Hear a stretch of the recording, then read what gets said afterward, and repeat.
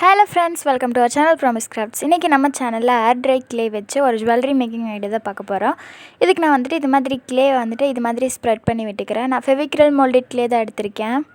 இந்த க்ளே இது மாதிரி ஃபுல்லா ஸ்ப்ரெட் பண்ணி விட்டுக்கிறேன். அது ஸ்டிக்கியா இருக்க கூடாதுன்னா நீங்க பவுடர் யூஸ் பண்ணிக்கோங்க. அதுக்கு அப்புறம் ஒரு லீஃப் ஷேப் எடுத்திருக்கேன். அந்த லீஃப் ஷேப் கட்டரை யூஸ் பண்ணி நான் நிறைய லீவ்ஸ் இதல கட் பண்ணிக்கிறேன். இந்த மாதிரி கட்டர் யூஸ் பண்ணி நான் நிறைய லீவ்ஸ் கட் பண்ணி எடுத்துக்கிறேன். அந்த கட்டரில் டெக்ஸ்சர் தானாகவே தான் விழுவும். நான் இது மாதிரி எடுத்ததுக்கப்புறம் நீங்கள் இது கூட வேறு மெத்தடில் செய்யலாம். அதுக்கு நான் இது மாதிரி க்ளேவை ஸ்ப்ரெட் பண்ணதுக்கப்புறம் மின்ட் லீஃப் எடுத்திருக்கேன், புதினா இலை. அந்த இலையை அது மேலே வச்சு நான் இது மாதிரி 2 தடவை தேய்ச்சிட்டு அந்த லீஃபை ரிமூவ் பண்ணிட்டு அந்த லீஃபோட டெக்ஸ்சர் அதில் அப்படியே விழுந்துடும். அந்த இதை இம்ப்ரெஷனை வச்சுட்டு நான் அந்த லீஃப் ஷேப்புக்கு அதை நான் கட் பண்ணி எடுத்துக்கிறேன். நம்ம இது ஃபுல்லாக கட் பண்ணி எடுத்தோம் அப்படின்னா இந்த லீஃப் நம்மளுக்கு கிடச்சிரும்.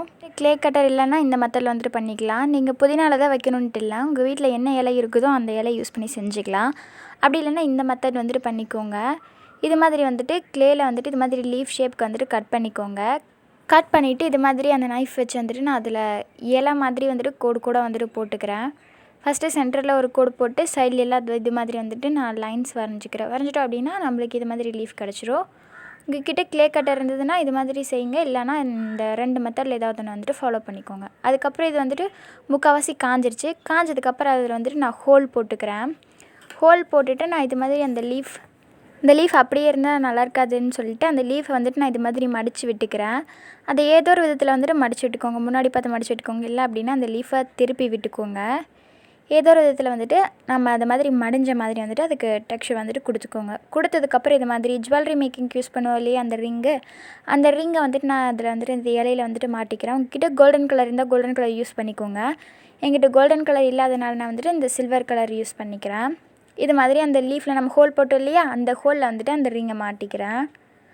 மாட்டினதுக்கப்புறம் எல்லாத்துக்குமே நான் அந்த பீசஸ்க்கு மாட்டி வச்சுட்டேன். மாட்டி வச்சதுக்கப்புறம் அதுக்கு நான் பிளாக் கலர் அடிச்சுக்கிறேன்.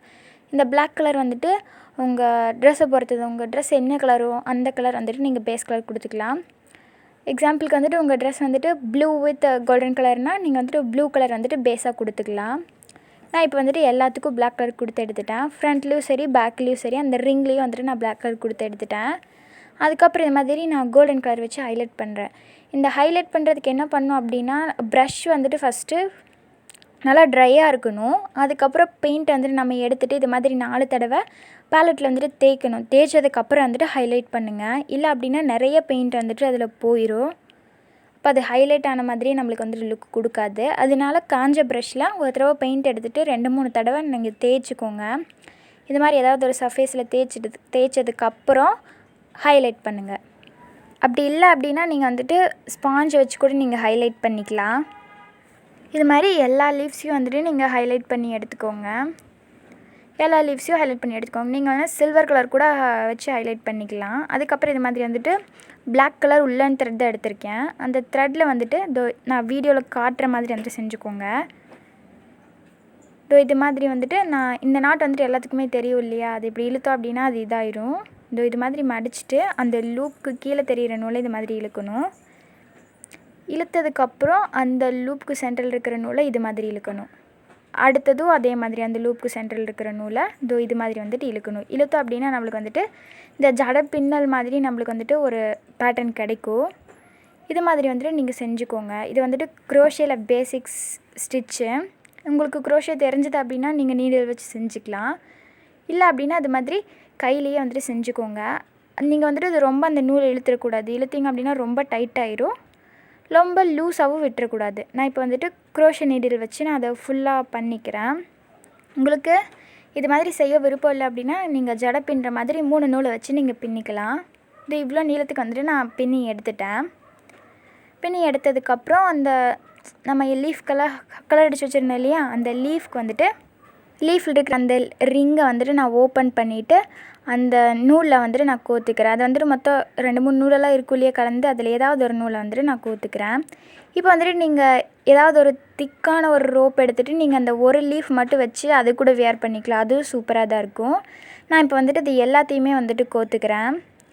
ஃபஸ்ட்டு சென்டரில் ஒன்று கோத்ததுக்கப்புறம் அதுக்கப்புறம் அதுக்கு ரைட் சைடில் ஒன்று, லெஃப்ட் சைடில் ஒன்றுன்னு ஒரு 2-3 செயின் வந்துட்டு நான் விட்டுட்டு கோர்த்துக்கிறேன். உங்களுக்கு வந்துட்டு டிஸ்டன்ஸ் தெரியும் இல்லையா, அந்த டிஸ்டன்ஸ் விட்டுட்டு நீங்கள் வந்துட்டு இது மாதிரி வந்துட்டு அதில் கோர்த்துக்கோங்க. நான் இப்போ இது மாதிரி வந்துட்டு எல்லாத்தையும் கோர்த்து எடுத்துக்கிறேன். கோர்த்து எடுத்ததுக்கப்புறம் இது மாதிரி வந்துட்டு ஒரு பீடு எடுத்திருக்கேன். இந்த பீடும் செஞ்சது தான். அந்த பீடில் வந்துட்டு இது மாதிரி ஒரு சின்ன நூல் வந்துட்டு நான் கோர்த்துக்கிறேன். வீடியோவில் பார்த்தா புரியும்னு நினைக்கிறேன். நான் இது மாதிரி கோர்த்ததுக்கப்புறம் அந்த எண்டில் வந்துட்டு ஒரு லூப் மாதிரி இருக்கு இல்லையா, அந்த லூப்புக்குள்ளே நான் அந்த 2 நூலையும் வந்துட்டு விட்டுக்கிறேன். நம்ம பெரிய நூல் அப்படியே வந்துட்டு நேரடியாக அந்த பீட்குள்ளே கோர்க்க முடியாதுன்னாட்டி இந்த டெக்னிக் யூஸ் பண்ணி கோர்த்துக்கோங்க. அதுக்கப்புறம் இந்த சின்ன நூலை வந்துட்டு இழுத்திங்க அப்படின்னா அந்த பெரிய நூல் வந்துட்டு அந்த பீட்குள்ளே வந்துடும். அப்புறம் இழுத்து விட்டுக்கோங்க. அந்த பீடை கீழே வரைக்கும் இழுத்து விட்டுட்டு அதோட எண்டில் வந்துட்டு ஒரு நாட் போட்டுக்கோங்க. நாட் போட்டிங்க அப்படின்னா நம்மளோட ஜுவல்லரி வந்துட்டு முடிஞ்சிருச்சு. சிம்பிளாக ஒரு கிராண்ட் லுக் தர ஒரு ஜுவல்லரியை நம்ம ஏர் ட்ரை க்ளே யூஸ் பண்ணி நம்ம வீட்லேயே செஞ்சிடலாம். ஏர் ட்ரை க்ளேயும் வந்துட்டு வீட்லேயே செய்யலாம்.